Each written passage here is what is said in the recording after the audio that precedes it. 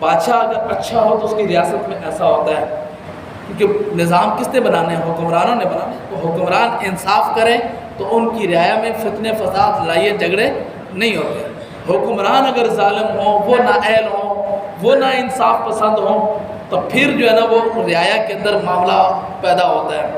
اب آپ حساب لگا لینا کہ بھئی اگر 17,000 ارب ڈالر کی مراعات اشرافیہ کو دے دو، جس میں 10 لاکھ تنخواہ،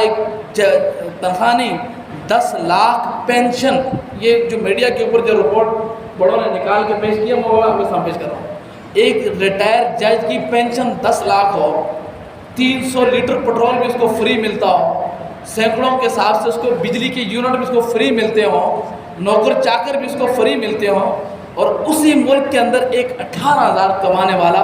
وہ بجلی کے اندر 13 قسم کے ٹیکس دے رہا ہو، تو ظلم نہیں ہوگا؟ لوگ باہر نہیں نکلیں گے، چیخیں گے نہیں، چلائیں گے نہیں؟ اور یہ ایک جج نہیں ہے، یہ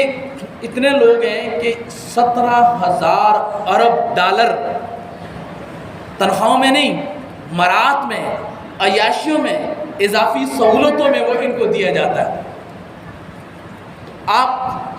تنخواہیں دیں جو جتنا کام کرتا ہے، جس کے پاس جتنی اہلیت ہے، جتنی صلاحیت ہے، جو اپنی صلاحیت جتنی ملک کو دے رہا ہے اس کی تنخواہیں اس کو دیں،